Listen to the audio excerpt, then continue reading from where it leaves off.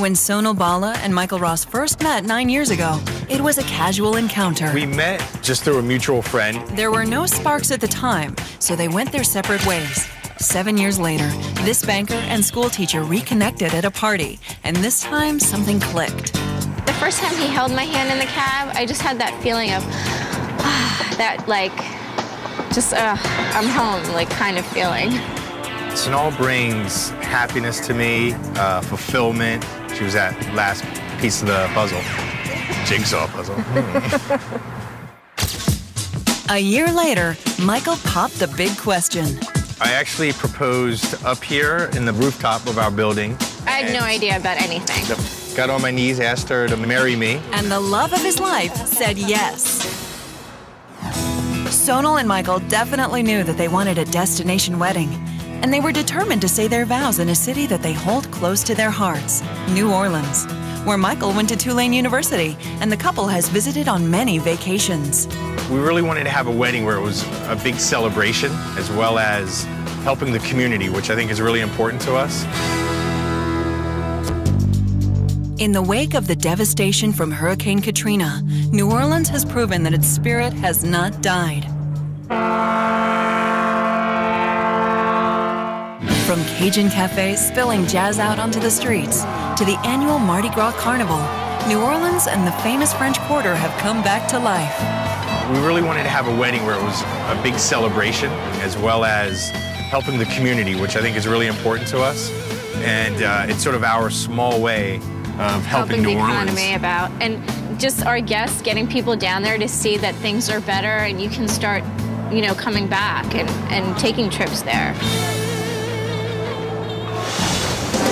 Michael and Sonal found the quintessential New Orleans location for their wedding, the exclusive Maison Dupuis Hotel in the heart of the city's historic and romantic French Quarter. But planning a big, easy wedding from the Big Apple was tougher than they had imagined. Vendors, working with vendors down here and up here, and it takes a lot of coordination.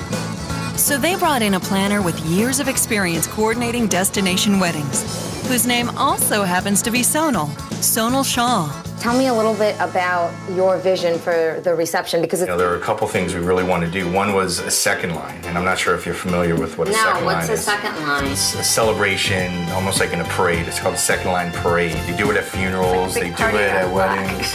Yeah, I mean, we're going to have umbrellas. You march around. The crowd will have handkerchiefs. That's a great idea. Since Sonal specializes in Indian weddings, they've also asked her to help them incorporate the bride's Indian heritage into their New Orleans celebration. When we're hoping to have some Indian music, we're planning to have some of the food. Okay. Yeah, which is really, I think, it's going to make it quite interesting. We really want that fusion of like New Orleans food and Indian food. So you have the spices, the flavors. So, it's going to be really something different. The vision for this wedding is really to be able to incorporate all of Michael's really rich traditions and everything that he loves about New Orleans, and kind of meshing it with all of Sonal's Punjabi background and trying to create this fusion-style wedding that their guests are just going to have so much fun at and enjoy.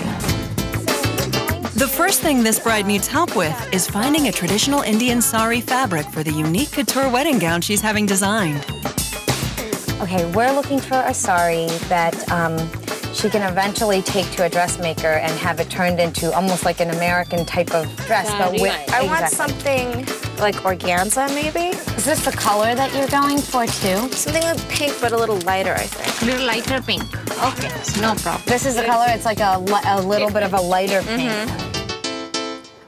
With the fabric in hand, it's on to a consultation with fashion designer Meredith McCormick. And you want us to custom make a modern wedding dress. Out of the sari, yes. Oh, this is gorgeous. In our culture, we don't wear white unless someone dies. We traditionally wear red because it's supposed to be a festive, vibrant kind of color. White, yeah, a lot of people are like, oh, you're gonna wear a white dress? I'm like, no. My mom would be very sad. I have a pink. I'm gonna have a pink.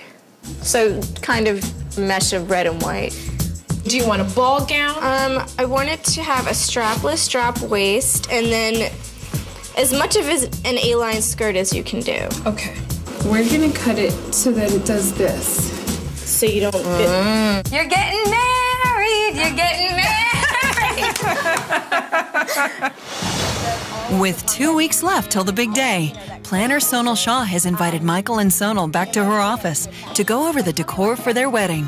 I wanted to show you this magazine because it talks a lot about the flowers. And oh yeah, and there's lots of white. Then it might be too much pink. I could go with the white and then have like a pink here and there and there and there. What we could do is scan these pictures and send it to the to the florist. Do you want lots of candles on the table, things like that? I would like to have lots of candles, but just white. Can you do one that has that clear trumpet vase and then white hydrangeas on the table or something like that, you know? I mean, this is very... This is a bit much. Yeah, it is definitely a bit much. I want this kind of candles, not... I don't want that. Yeah. Got it, okay. In addition to finalizing the decor, they also have to shop for New Orleans-style welcome gifts for their guests. And Michael's thinking Mardi Gras beads. Come on in. All right. Wow, look at all these beads. I know. Welcome to the world of beads. Okay, we should try and get something that's colorful for all of our guests. Do you want to stick to those Mardi Gras colors, like the purple and the gold and, you know? Yeah, I think we should try and get something that, you know, exemplifies New Orleans, which is sort of the Mardi Gras colors. And maybe something that matches the colors of the wedding as well. They get some ideas here, but decide to hit the bead stores in the French Quarter for the real McCoy. Well, I think I have a great idea of what you guys are looking for. I'm glad we came here.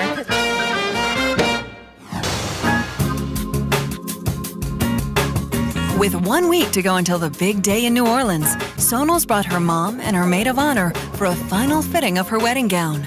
And I can't wait for them to see the dress. Good. Here she is. Oh my God. Oh, it looks beautiful. Oh my God, that's so beautiful. She's gonna cry. She's gonna make me cry. Oh, we like that. Oh my God. Oh, it's gonna look so beautiful.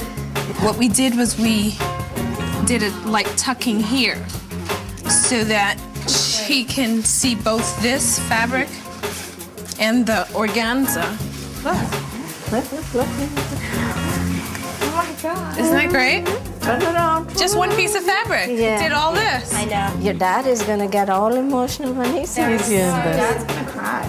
I'm very happy for my daughter. I'm very happy she found him. He's...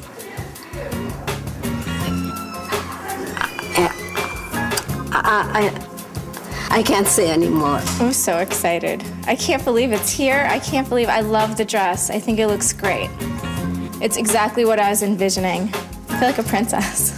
Can't believe it came out so beautiful. A 3-hour flight from the Big Apple has brought Michael and Sonal to the Big Easy. The wedding is in 2 days, and their guests arrive tomorrow, so they have some time to themselves to enjoy the city they love. All this history is, I think, really amazing down here in the French Quarter. I think it's really just shows the heart and soul of New Orleans. We love just walking around feeling the vibe at the shops, the antique shops and all the jewelry shops, the galleries. It's just a great place to walk around. Shops are open, restaurants are open, and it's great to be back. Their wedding planner, Sonal Shah, is also in New Orleans, inspecting the ceremony and reception sites at the Maison du Puy. Look at this courtyard. Great, isn't it? This is gorgeous. Thank you. It really allows for a wonderful ceremony. So right up there is where the ceremony will take place in front of the fountain. Sonal will make her entrance from the lobby, as we just did. Okay. So all of her guests will be seated. She'll come right down the aisle to Michael.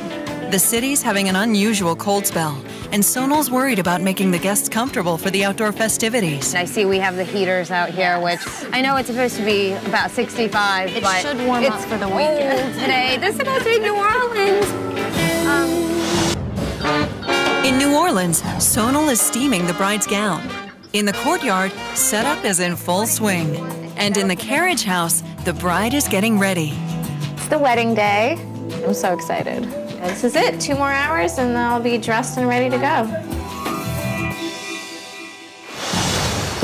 With just an hour to go until the wedding, Sonal is trying to get the ceremony area comfortable despite the cold. Is there a better way to place these heaters, Nicole, so that people are actually feeling the heat? On top, like right on top of people? No. fair because it's not cold right now. Right. But the sun is gonna keep going down and it's gonna be a little bit chilly. They're very, very weak. Okay. Why don't we do this? Why don't we remove that last row and just move these out? They're gonna pull these, they're gonna move them over there. All set. Thanks, Al. As long as we don't have people that are screaming that they're cold. In the carriage house, the bride's transformation is complete. How you feel? You like it? I love it. Thank you so much. Thank you. You look amazing. Now it really feels real. Oh my God. Don't cry, you're gonna make me start crying. No, I won't. I'll do all that later. Meanwhile, the groom is getting a crash course on the Indian custom of putting a red powder called sindoor, the symbol of the married woman, on his bride during the ceremony. You're just gonna take the toothpick, just lift it up, and you just do a little dot on her head. On her head, forehead. Yeah, like... Oh, on her head. Yeah. Top of her head, okay. Yep, like right by her hairline. Okay. Okay. Downstairs, the guests are starting to assemble. The wedding is just minutes away, and I'm so excited. I think it's great. I think he's about to marry a wonderful girl, and I'm looking forward to having her as my daughter-in-law. And the bride is ready. Oh my God! Oh my God, you look amazing. You look beautiful. I'm speechless. My baby is getting married. Oh my God. I feel like a princess. And I keep looking in the mirror and I'm like, who is that? Oh, I'm so excited for her. I think she looks absolutely beautiful. You do look like a princess.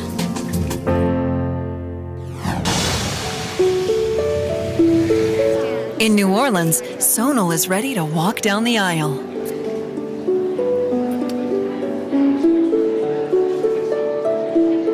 We have gathered here tonight to join in the holy state of matrimony, Michael Kenneth Ross and Sonal Bhalla. If you would join both hands and repeat after me, looking deep into each other's eyes, because you're not making this promise to me. Michael, do you take Sonal to be your lawfully wedded wife? I do.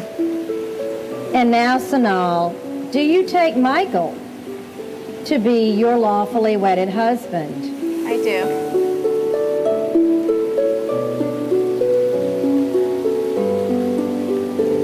And now, by the power and authority conferred upon me by the Constitution and the laws of this state, happily pronounce you husband and wife, and you may now kiss your bride. I love you. Next, it's a riotous romp around the block to the reception site, featuring a traditional New Orleans second line parade.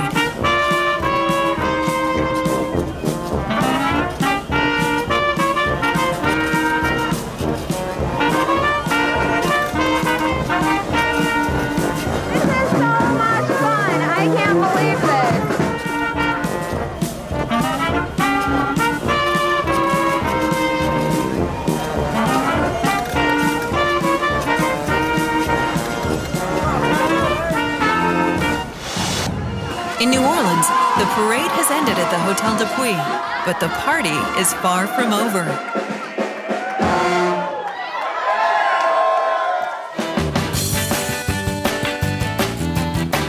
I just wish the couple all the best. I think that they just look so magnificent together. New Orleans as a destination wedding is fabulous. I mean, there is so much to do down here. You do not have to spend time entertaining your guests. The city itself has so much to offer.